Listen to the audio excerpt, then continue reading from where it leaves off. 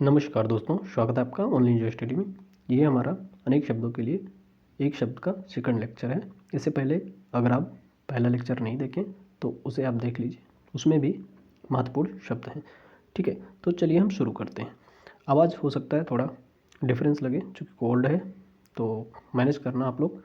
तो आतिथ्य है पहला जो शब्द है, आतिथ्य। आतिथ्य वह होता है, ठीक है, जिसके यहाँ आतिथ्य ठहरा हो। तो आतिथ्य जहाँ ठहरता है उसको आतिथ्य कहते हैं।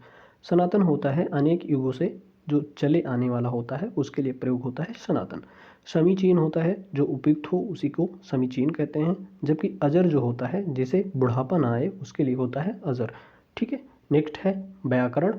ऑलरेडी देख चुके हैं। व्याकरण जो है, जो व्याकरण अच्छी तरह जो जानता हो उसके लिए प्रयुक्त होता है व्याकरण, या इसी को हम व्याकरण के ज्ञाता जो जो होते हैं उन्हें कहते हैं व्याकरण।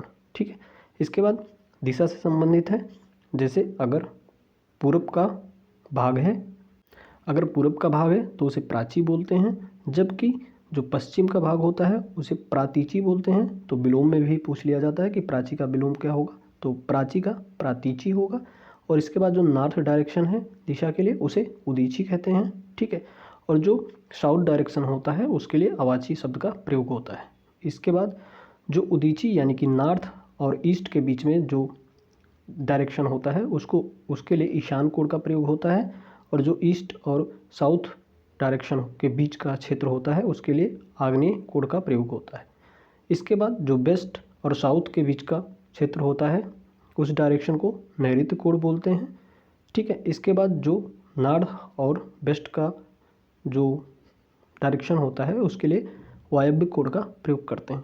तो क्वेश्चन पूछ लिया जाता है कि उदीची और प्राची के बीच का क्षेत्र या बीच की दिशा को क्या कहते हैं, तो ईशान कोण कहते हैं। ऐसे ही क्वेश्चन बन जाया करते हैं।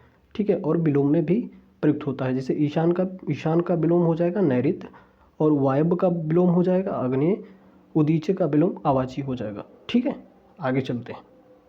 आकाशवृत्ति जो होता है, आकाशवृत्ति का अर्थ हुआ ऐसी जो जीविका है जिसका कुछ ठीक ठिकाना ना हो, यानी अनिश्चित जो जीविका होती है उसके लिए आकाशवृत्ति का प्रयोग होता है। अनाक्रांत होता है, अनाक्रांत के लिए तो जिस पर जो हमला ना किया गया हो उसके लिए होता है अनाक्रांत। ठीक है, आगे है जिस पर आक्रमण हो। ठीक है, जिस पर आक्रमण हो उसे आक्रांत कहते हैं, जबकि इससे पहले ये अनाक्रांत है तो जिस पर हमला ना किया गया हो या आक्रमण ना किया गया हो उसके लिए हो गया अनाक्रांत। ठीक है, इसके बाद है मंथर। तो जो बहुत मंद गति से कार्य करता है उसके लिए प्रयुक्त होता है मंथर। ठीक है, आगे चलते हैं। मंदाक्रांत है तो 17 अक्षरों के जो वर्णवृत्त का नाम होता है उसके लिए प्रयुक्त होता है मंदाक्रांता। ठीक है, मंदाक्रांता। इसके बाद गोधूल है तो संध्या और रात के बीच का जो समय होता है उसी को गोधूल कहा जाता है, गोधूली कहा जाता है। ठीक है, आगे चलते हैं। इसके बाद है पाणि ग्रहण। तो पाणि ग्रहण जो होता है किसी का हाथ ग्रहण किया जाना, अर्थात जिस जो विवाह होता है उसी को कहते हैं पाणि ग्रहण। ठीक है, सर्वज्ञ होता है जो सब कुछ जानता हो उसके लिए प्रयुक्त होता है सर्वज्ञ। ठीक है, इसके बाद नेक्स्ट है आकाट। तो जिसका खंडन न हो सके या जिसका खंडन ना किया जा सके उसके लिए आकाट का प्रयोग होता है। अघोर होता है जो घोर या भीषण हो, और इसी का विलोम जो हो जाएगा वो घोर हो जाएगा, यानी जो घोर या भीषण हो उसके लिए हो गया घोर, जो घोर या भीषण ना हो उसके लिए हो गया अघोर। ठीक है, आगे चलते हैं। अनिमेष होता है, अनिमेष होता है जो बिना पलक गिराए हुए है उसके लिए प्रयुक्त होता है अनिमेष। निष्फल ना होने वाला उसके लिए अमोघ प्रयोग होता है। अमोघ, अमोघ मतलब निष्फल ना होने वाला। आगे चलते हैं। आतंकित। ठीक है, आतंकित जो है जिस पर किसी का आतंक छाया हो उसके लिए होता है आतंकित। अशोच्य है तो जिसके विषय में शोक करना उचित ना हो। शोक करना, यहाँ कन्फ्यूज होने के चांस ज़्यादा रहते हैं अशोक और अशोच्य में, तो यहाँ सही से आप समझ लीजिए। अशोच्य जो होता है जिसके विषय में शोक करना उचित ना हो, मतलब कोई सब्जेक्ट है उसके विषय में आपको कोई शोक करने की उचित हो ही ना, शोक करने की उचित उसमें हो ही ना, उसके लिए प्रयुक्त हो जाता है जो है अशोच। जबकि जो अशोक है, अशोक हो जाता है जो शोक रहित हो उसके लिए प्रयुक्त होता है अशोक। ठीक है, नेक्स्ट है आशोच। तो आशोच का प्रयोग जो शुद्ध या पवित्र ना हो उसके लिए होता है। इसके बाद है उप उपत्यका, ठीक है, यह भी बार बार पूछा जाता है। उपत्यका का जो अर्थ होता है वो पर्वत के पास की भूमि के लिए प्रयुक्त होता है उपत्यका शब्द का, ठीक है। मर्माहत होता है इसके हृदय को चोट पहुंची हो उसे कहते हैं मर्माहत। नेक्स्ट है राजस्व। तो राजस्व के लिए होता है वह धन जो आधिकारिक रूप से राज्य को मिलता हो, उसके लिए होता है प्रयुक्त राजस्व, ठीक है। इसके बाद है अनुदान। तो आर्थिक जो सहायता होता है उसके लिए प्रयुक्त होता है अनुदान। रिक्त है, रिक्त जो है वो उत्तराधिकार में मिली जायदाद को रिक्त कहते हैं, ठीक है। कुछ शब्द हैं जो बार बार रिपीट हो रहे हैं, तो बार बार क्वेश्चन पूछे गए हैं, आपका रिवीजन हो जाएगा। इसी पर्पज से वीडियो बनाया जा रहा है ताकि रिवीजन हो जाए आसानी से और आप क्वेश्चन को अटेम्प्ट कर पाएँ। इसके बाद है ताकाबी। तो ताकाबी का प्रयोग होता है ऋण के रूप में आर्थिक जो सहायता देना होता है उसी के लिए प्रयुक्त होता है ताकाबी, ठीक है। आगे चलते हैं। नेक्स्ट है आधांत, ठीक है। आधांत तो शुरू से जो अंत तक होता है उसी को बोलते हैं आधांत, ठीक है। अतीन्द्रिय होता है जिसका ज्ञान जो है इंद्रियों द्वारा ना हो उसके लिए प्रयुक्त होता है अतीन्द्रिय। इसके इसी शब्द के लिए अतीन्द्रिय और एक इसका समानार्थी शब्द होता है अगोचर। तो जिसका ज्ञान इंद्रियों द्वारा ना हो उसके लिए अगोचर का भी प्रयोग होता है। एक जितेंद्रिय होता है, तो जिसने जो है इंद्रियों को जीत लिया हो उसके लिए प्रयुक्त होता है जितेंद्रिय, ठीक है। आगे चलते हैं। फिर इसके बाद है सर्वजीत। सर्वजीत सबको जो जीतने वाला होता है उसका मतलब होता है सर्वजीत, ठीक है। जितेंद्र होता है तो इंद्र को जीतने वाले के लिए प्रयुक्त होता है जितेंद्र, या इंद्रजीत भी प्रयुक्त होता है। तो जितेंद्र और इंद्रजीत दोनों का अर्थ हो जाता है इंद्र को जीतने वाला। आगे चलते हैं। आभेद। आभेद तो जो भेदा या तोड़ा ना जा सके उसके लिए प्रयुक्त होता है आभेद, ठीक है। आगे चलते हैं। आगे है दुर्गेय, ठीक है। तो दुर्गेय होता है जिसे कठिनाई से जाना जा सके अर्थात सरलता से ना जाना जा सके। तो दुर्गेय हमने बताया था आपसे कि दुर जो लगा होता है आगे वहाँ पे कठिनाई से संबंधित संबोधन करता है, ठीक है। और ज्ञा का अर्थ होता है जानना, तो यानी कि कठिनाई से जाना जा सके उसके लिए प्रयुक्त होता है दुर्गेय, ठीक है। आगे प्रेमवदा। तो प्रेमवदा प्रयुक्त होता है प्रिय वचन बोलने वाली जो स्त्री होती है। मधुरभाषी जो मधुर बोलता है उसके लिए प्रयुक्त होता है मधुरभाषी। दुर्दमनीय होता है जिसका दमन करना कठिन हो उसके लिए होता है दुर्दमनीय। फिर से यहाँ दुर लगा हुआ है, ठीक है, यानी कठिनता का बोध करा रहा है यहाँ पे। फिर दुर्बोध है, यहाँ भी दुर का प्रयोग हो रहा है, तो दुर्बोध का अर्थ हुआ जो कठिनाई से समझ में आता है उसके लिए दुर्बोध है। एक है। फिर नेक्स्ट है अन्योन संबंधी, यानी अन्य से जो संबंध रखने वाला ना रखने वाला हो उसके लिए प्रयुक्त होता है। अन्य से संबंध ना रखने वाला है, ठीक है, अन्योन संबंधी। आगे चलते हैं। अन्यत्र होता है किसी और स्थान पर जो है उसके लिए प्रयुक्त होता है अन्यत्र, अन्यत्र। फिर अनन्य है। अनन्य होता है जिस जैसा कोई अन्य ना हो, अनन्य है, ठीक है। अनन्य कहते नहीं, अनन्य है वह। जिज्ञासु होता है जिसे जानने की इच्छा है उसे जिज्ञासु कहते हैं, ठीक है। आगे चलते हैं। जिजीविषु, ठीक है, यह बार बार शब्द का प्रयोग होता है इसका। तो ये है जिजीविषु, इसका अर्थ हुआ अधिक समय तक जीते रहने को इच्छुक जो होता है उसी कहते हैं जिजीविषु, ठीक है। जिजीविषु, जिजीविषु, ठीक है। आगे चलते हैं। नेक्स्ट है हमारा पुनरुक्ति। तो कही गई जो बात होती है, कही हुई बात को बार बार जो कहना हो जाता है उसी को कहते हैं पुनरुक्ति, ठीक है। इसके बाद है कथित। तो कही गई बात होती है वो कथित होता है। कटुभाषी होता है, कटु बोलने वाला होता है कटुभाषी, ठीक है। आगे चलते हैं। अर्थगर्भित, ठीक है। तो अर्थगर्भित का अर्थ हुआ जिसके अंदर जो है अर्थ भरा हो उसके लिए प्रयुक्त होता है अर्थगर्भित। आत्माभिमत होता है, तो आत्माभिमत का प्रयोग होता है अपने मत को मानने वाला। आत्माभिमत, ठीक है, आत्माभिमत हो गया अपने मत को मानने वाला। इसके बाद है स्ववश, यानी कि जो अपने ही वश में रहता हो उसके लिए हो गया स्ववश, ठीक है। इसके बाद है मतानुयायी। तो मत के अनुसार चलने वाला होता है मतानुयायी, ठीक है। आगे है आकथित। तो आकथित हो गया जो कहा ना गया हो, आकथित है। अब कथित हो जाता तो इसका विलोम हो जाता, जो कहा गया हो उसके लिए हो जाता कथित। अकथनीय है, तो जो वचन या वाणी द्वारा ना कहा जा सके उसके लिए हो गया अकथनीय। अब जो कथनीय है अर्थात इसका विलोम हो गया, जो वाणी द्वारा कहा जा सके उसके लिए प्रयुक्त हो गया, ठीक है, कथनीय। आगे चलते हैं। अव्यक्त, ठीक है। तो अव्यक्त होता है जो शब्दों द्वारा व्यक्त ना हो उसके लिए अव्यक्त होता है। अनुश्रुति होता है तो जो परंपरा से सुना हुआ बात होता है, कोई चीज़ें होती हैं उसके लिए प्रयुक्त हो जाता है अनुश्रुति। ठीक है। क्लिष्ट होता है तो जो कठिन हो उसी को क्लिष्ट बोलते हैं। द्रष्टव्य है तो जो देखने योग्य हो उसके लिए प्रयुक्त होता है द्रष्टव्य। ठीक है। आगे चलते हैं। आगे है अथाह। ठीक है। अथाह तो जिसकी गहराई ना नापी जा सके उसके लिए अथाह प्रयोग होता है। फिर है आगे असीमित। तो असीमित का अर्थ हुआ जिसकी कोई सीमा न हो, असीमित है। ठीक है। इंदिवर होता है तो नीले रंग का जो कमल होता है उसके लिए प्रयुक्त होता है इंदिवर।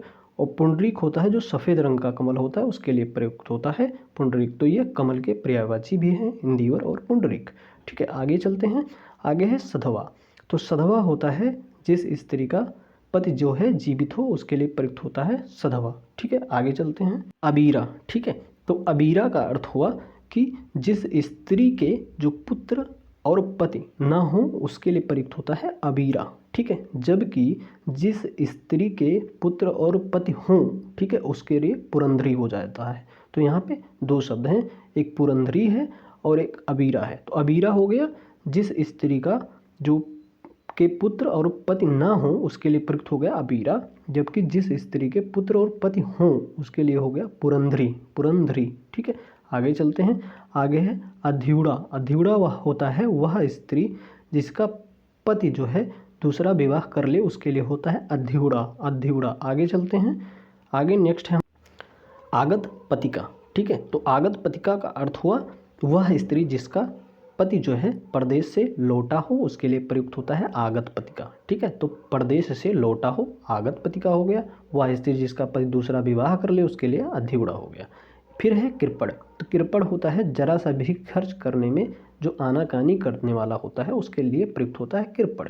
कृपण कंजूस का जो है पर्यायवाची हो जाता है। आगे चलते हैं। अपव्ययी होता है तो अपव्ययी होता है जो व्यर्थ का खर्च करने वाला होता है वो अपव्ययी होता है। इसी का विलोम हो जाता है मितव्ययी, यानी कि जो कम खर्च करने वाला होता है उसके लिए प्रयुक्त हो जाता है मितव्ययी। ठीक है। प्रत्यक्षता होता है। प्रत्यक्षता मतलब होता है पति के द्वारा जो छोड़ दी गई स्त्री होती है उसके लिए होता है प्रत्यक्षता। ठीक है। आगे चलते हैं। नेक्स्ट हमारा है परकीया। ठीक है। तो परकीया होता है वह स्त्री जो परपुरुष से प्रेम करती हो उसके लिए होता है परकीया। ठीक है। परकीया। वैवाहिकी होता है वह लड़की जिसकी विवाह होने को हो उसके लिए प्रयुक्त होता है वैवाहिकी। फिर है प्रतिवादी। तो जो दायर मुकदमा का जो प्रतिवाद या बचाव करते हों उसी के लिए प्रयुक्त होता है प्रतिवादी। और इसके बाद नेक्स्ट इसका जो होता है इसी का विलोम हो जाता है वादी। ठीक है। वादी का अर्थ होता है जो मुकदमा दायर करे वो वादी हो गया, जबकि जो प्रतिवादी हो गया जो मुकदमे का प्रतिवाद या बचाव करता हो उसके लिए हो जाता है प्रतिवादी। ठीक है। फिर है नेक्स्ट अतिथि। तो हम देख चुके हैं, फिर भी देख लीजिए। अतिथि है जिसके आने की तिथि ना हो उसके लिए प्रयुक्त होता है आतिथि। ठीक है। कोई तिथि नहीं है। ठीक है। आगे हो गया आगंतुक। तो इसका आगंतुक का मतलब होता है जो इधर उधर से घूमता फिरता आ गया हो, उस आ जाए उसी को प्रयुक्त होता है उसके लिए आगंतुक। ठीक है। नेक्स्ट चलते हैं। नेक्स्ट है हमारा अधपरशुत। ठीक है। अधपरशुत होता है जो अभी अभी जो है उत्पन्न हुआ उसके लिए प्रयुक्त होता है अधपरशुत। ठीक है। दत्तक होता है गोद लिया हुआ जो पुत्र होता है उसके लिए प्रयुक्त होता है दत्तक। अंत्यज होता है तो अंत्यज जिसने जो है निम्न जाति में जन्म लिया हो उसके लिए प्रयुक्त हो जाता है अंत्यज। ठीक है। आगे चलते हैं। परशु होता है तो जन्म देने वाली के लिए प्रयुक्त होता है प्रशु। स्वेदज होता है जो स्वेद यानी पसीने से जो उत्पन्न होने वाला होता है उसके लिए स्वेदज का प्रयोग होता है। इसके बाद है निरामिष। ठीक है। तो निरामिष होता है जो आमिष अर्थात मांस नहीं खाता है उसके लिए प्रयुक्त होता है निरामिष। एक है दुर्दिन। दुर्दिन होता है यानी बुरे दिन, यानी दुर्दिन का अर्थ हुआ बुरे दिन। दुर्धर्ष है तो दुर्धर्ष का अर्थ हुआ जिसे वश में करना कठिन हो उसके लिए होता है दुर्धर्ष। ठीक है। आगे चलते हैं। आगे है अज्ञ। तो अज्ञ होता है जो कुछ नहीं जानता हो उसके लिए अज्ञ का प्रयोग होता है, जबकि इसका विलोम होता है विज्ञ। जो सब कुछ जानता हो उसके लिए विज्ञ प्रयोग होता है। ठीक है। तो अज्ञ का विज्ञ विलोम भी हो जाता है। और अज्ञ याद रखना, अज्ञ होता है जो कुछ नहीं जानता हो। ठीक है। अनादि, अनादि और अनंत, जिसका जो है अनादि जिसका आदि व अंत ना हो उसके लिए प्रयोग होता है अनादि अनंत, ठीक है, जिसका आदि व अंत ना हो, ठीक है। आगे चलते हैं। अधोपांत है, अधोपांत होता है आदि से अंत तक अधोपांत हो गया। औदार्यता होता है जो सब कुछ उदारता से देना चाहता हो उसके लिए प्रयुक्त होता है औदार्यता, ठीक है। आगे चलते, औदार्य है, ठीक है। तो अभी हमने औदार्यता देखा, जो सब कुछ उदारता से देना चाहता हो उसके लिए प्रयुक्त होता है औदार्यता। जबकि औदार्य है, औदार्य जो हो गया जो उदार दिखाता हो, जो उदारता दिखाता हो उसी को प्रयुक्त हो जाता है औदार्य, ठीक है। तो कंफ्यूज मत होना, दोनों में दोनों का अर्थ अलग अलग है। एक फिर है नेक्स्ट विश्वस्त, तो जिस पर विश्वास किया गया हो वह विश्वस्त होता है। इसके बाद नेक्स्ट हमारा आवर्णनीय, तो जिसे वाणी ना व्यक्त कर सके उसके लिए होता है आवर्णनीय। फिर वर्णनातीत यानी वर्णन से परे यानी वर्णन से अधिक हो गया, ये वर्णनातीत हो गया, ठीक है। फिर है खग्रास, तो ऐसा ग्रहण जिसमें सूर्य पूरा ढक जाए उसी को खग्रास कहते हैं, खग्रास, ठीक है। आगे चलते हैं। अमावस्या होता है, अमावस्या होता है जिस रात चंद्रमा बिल्कुल दिखाई नहीं देता है उसमें प्रयुक्त होता है अमावस्या। फिर है मध्याह्न, तो दोपहर का समय होता है मध्याह्न। पूर्वाह्न का समय होता है दोपहर के पहले का जो समय होता है वो पूर्वाह्न होता है, ये हम देख भी चुके हैं।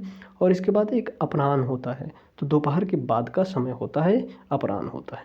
फिर है मितभाषी, तो जो कम बोलता हो उसके लिए प्रयुक्त होता है मितभाषी, ठीक है। आगे चलते हैं। बाद है साक्षर, तो साक्षर जो होता है जो लिखना पढ़ना जानता हो उसके लिए प्रयुक्त होता है। अंतेवासी होता है गुरु के साथ या समीप रहने वाले जो छात्र होते हैं उनके लिए प्रयुक्त होता है अंतेवासी। प्रागल्भ है, तो चतुर व होशियार जो होता है उसके लिए प्रयुक्त होता है प्रागल्भ, ठीक है। एक दुराग्रह होता है, तो दुराग्रह होता है अनुचित बात करने के लिए जो आग्रह करना उसके लिए होता है दुराग्रह। दुरूह होता है, तो जल्दी समझ में ना आने वाला दुरूह होता है, ठीक है। आगे है कि दुराशय, तो बुरे आशय या उद्देश्य वाला होता है जिसके लिए प्रयुक्त होता है दुराशय, ठीक है। आगे चलते हैं। अनन्य है, ठीक है, या इसी को हम अनुपम बोल सकते हैं। तो अनन्य बोलें या अनुपम बोलें, इसके लिए प्रयुक्त होता है, इसका अर्थ होता है जिसके समान दूसरा कोई ना हो, अनुपम है या अनन्य है। कृतज्ञ होता है जो किए गए उपकार को मानता हो, जो मान लिया उपकार को वो कृतज्ञ हो गया। जबकि जो उपकार को ना मानता हो उसके लिए हो जाता है कृतघ्न, ठीक है। तो याद रखना ये कृतज्ञ का विलोम भी हो जाता है क्योंकि यहाँ उपकार को मानने वाला हो, यहाँ जो उपकार को मानता ही ना हो, ठीक है। आगे चलते हैं। कृतकारी, कृतकारी का जो अर्थ हुआ जिसका अर्थ सिद्ध हो चुका हो, ठीक है। तो कृतकार जो कृतकारी है जिसका अर्थ सिद्ध हो चुका हो उसके लिए कृतकार का प्रयोग किया जाता है। अज्ञ हम देख चुके हैं, जो कुछ नहीं जानता है उसके लिए होता है अज्ञ। कृत होता है किया हुआ, कृत हो गया किया हुआ। कृपण देख चुके हैं, कंजूस, ठीक है। आगे चलते हैं। मड़ासन होता है जो मृत के समीप हो उसके लिए प्रयुक्त होता है मड़ासन, ठीक है। मड़ासन यानी मृत के करीब है उसके लिए प्रयुक्त हो गया मड़ासन। फिर अनुगृहीत, अनुगृहीत जो है जो अनुग्रह से युक्त हो, इसमें वर्तनी में याद रखना अनुगृहीत ऐसे लिखा जाता है, ठीक है। इसके बाद है अनुचिष्ट, ठीक है, जो झूठा ना हो, ठीक है, जो झूठा ना हो उसके लिए प्रयुक्त होता है अनुच्छिष्ट, ठीक है। आगे चलते हैं। आगे है अनिवार्य, तो अनिवार्य का अर्थ होता है जिसका निवारण ना हो सके, अर्थात जिसे करना आपको आवश्यक हो जाए वो अनिवार्य है, ठीक है। अविकल होता है ज्यों का त्यों के लिए प्रयुक्त होता है अविकल। अवश्यंभावी, ठीक है, तो अवश्यंभावी होता है जो अवश्य होने वाला हो, अवश्यंभावी होता है। सुषुप्सा होता है सोने की इच्छा जो रखते हैं उन्हें कहते हैं, उनके लिए प्रयुक्त होता है सुषुप्सा, ठीक है। आगे चलते हैं। अस्थानापन्न, ठीक है, अस्थानापन्न जो है जो किसी अन्य व्यक्ति के स्थान पर कार्यरत हो उसके लिए प्रयुक्त होता है अस्थानापन्न। फिर है नेक्स्ट पदेन, तो जो उस पद पर रहने के कारण किसी कार्य में रत हो उसके लिए होता है पदेन। अधिकारी होता है वह व्यक्ति जिसे कुछ पाने या करने का अधिकार हो उसके लिए प्रयुक्त हो जाता है अधिकारी, ठीक है। आगे चलते हैं। ताकाबी हम देख चुके हैं, तो वह राजकीय धन जो किसानों को सहायतार्थ दिया जाता है वो ताकाबी होता है, ठीक है। आगे है, ठीक है, निर्जन, तो निर्जन होता है जहाँ आबादी ना हो उसके लिए प्रयुक्त होता है निर्जन।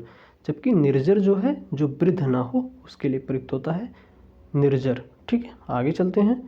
आगे है खंड काव्य, तो जीवन के एक अंश को लेकर जो लिखा गया प्रबंध काव्य होता है उसके लिए खंड काव्य प्रयुक्त होता है। संस्मरण क्या होता है? संस्मरण होता है किसी व्यक्ति के अस्मरणीय घटनाओं का उल्लेख करना, ये संस्मरण हो गया। ठीक है, संस्मरण हो गया। जीवनी होता है जबकि दूसरे के द्वारा लिखित जीवन चरित्र होता है, वो होता है जीवनी। फिर है महाकाव्य। तो महाकाव्य का अर्थ होता है संपूर्ण जीवन के सर्गबद्ध काव्य को कह देते हैं महाकाव्य। फिर उदरचर, जो पेट के बल चलता हो उसके लिए उदरचर होता है। अगोचर होता है जो इंद्रियों द्वारा ना जाना जा सके। हमने इससे पहले भी प्रयोग देखा था, जो इंद्रातीत देखा था, उसी से अगोचर है जो इंद्रियों द्वारा ना जाना जा सके। ठीक है, इसके बाद है निरापद। तो निरापद होता है जिससे किसी प्रकार की हानि ना हो, उसके लिए होता है निरापद। आगे चलते हैं। नेक्स्ट है जो है उरग। ठीक है, तो जो छाती, उर मतलब होता है छाती। ठीक है, जो छाती के बल जो गमन करता है या चलता है उसी लिए प्रयुक्त हो जाता है उरग। सहोदर है, एक ही उदर से जो उत्पन्न होता है उसके लिए प्रयुक्त होता है सहोदर। औरस होता है जो विवाहित स्त्री से उत्पन्न पुरुष पुत्र होता है, वो होता है औरस। ठीक है, औरस का विलोम हो जाता है जारज, यानी जो अविवाहित स्त्री से उत्पन्न जो पुत्र होता है उसके लिए जारज का प्रयोग होता है, जारज। ठीक है, जारज। आगे चलते हैं। नेक्स्ट हमारा है पांडुलिपि। तो पांडुलिपि होता है पुस्तक की हाथ से लिखी हुई प्रति के लिए प्रयुक्त होता है पांडुलिपि। ठीक है, जबकि हस्तलिखित होता है जो हाथ से लिखा गया हो उसके लिए हस्तलिखित होगा। ऊऋण, जिसने जो है ऋण चुका दिया हो उसके लिए प्रयुक्त होता है ऊऋण। ठीक है, इसके बाद है प्रत्युक्त। प्रत्युक्त का अर्थ होता है उत्तर द्वारा जो है खंडन करके कहा हुआ, उसके लिए होता है प्रत्युक्त। इसके बाद है आमूल चूल, यानी जड़ से लेकर चोटी तक के लिए प्रयुक्त होता है आमूल चूल। इसके बाद है अंतेवासी। तो अंतेवासी का अर्थ हुआ गुरु के साथ या समीप रहने वाला जो छात्र होता है उसके लिए प्रयुक्त होता है अंतेवासी। खंडहर है, जो भवन गिर गया हो उसके लिए प्रयुक्त होता है खंडहर। इसके बाद है कूपमंडूक। तो जो जिसे बाहरी जगत का ज्ञान न हो उसके लिए प्रयुक्त होता है कूपमंडूक। जबकि किम कर्तव्य विमूढ़ होता है जिसे यह ना सूझ हो कि क्या करें क्या ना करें, अर्थात क्या करना, क्या उचित है, क्या करना चाहिए, क्या नहीं करना चाहिए, उसके विषय में जिसको ज्ञान ना हो उसके लिए प्रयुक्त हो जाता है किम कर्तव्य विमूढ़। ठीक है, आगे चलते हैं। कातर। कातर होता है कातर होता है जो भय से घबराया हो उसके लिए प्रयुक्त होता है कातर। ठीक है, जबकि कांतार जो है एक कांतार होता है, कांतार ये आपका जंगल का पर्यायवाची हो जाता है, तो यहाँ कातर है, ये याद रखना। फिर है खलवाट। खलवाट जो होता है जिसके सिर पर बाल ना हो उसके लिए प्रयुक्त होता है खलवाट। दोहित्र होता है पुत्री का जो पुत्र होता है वो दोहित्र होता है। इसके बाद दुष्कर है, दुष्कर जो है कष्ट सहकर होने वाला जो कार्य होता है उसी को दुष्कर कहते हैं। आगे चलते हैं। कदाचारी। ठीक है, तो कदाचारी या इसी को हम दुराचारी भी बोल सकते हैं। तो कदाचारी और दुराचारी समानार्थी शब्द हैं। इसका अर्थ हुआ बुरा आचरण करने वाला होता है जो कदाचारी या दुराचारी होता है। नभचर यानी आकाश में विचरण करने वाला या चलने वाला, उसी को नभचर बोलते हैं। चर मतलब चलना होता है, नभ मतलब आकाश हो गया, तो आकाश में विचरण करने वाला। आगे है खेचर। तो खेचर अर्थात जो नभ में चलता हो उसके लिए प्रयुक्त हो गया खेचर। ठीक है, आगे है भवितव्य। ठीक है, भविष्य में होने वाला होता है भवितव्य हो गया। आश्रुतपूर्ण हो गया, तो आश्रुतपूर्ण जो होता है जो पहले कभी सुना ना गया हो आश्रुतपूर्ण है। ठीक है, आश्रुतपूर्ण है। इसके बाद आगे चलते हैं। मुमूर्षु है, मुमूर्षु। ठीक है, मुमूर्षु होता है मरासन अवस्था वाला या जो मरने का इच्छुक हो। तो याद रखना जो मरने का इच्छुक हो उसके लिए भी प्रयुक्त होता है और मरासन अवस्था वाला के लिए भी प्रयुक्त होता है।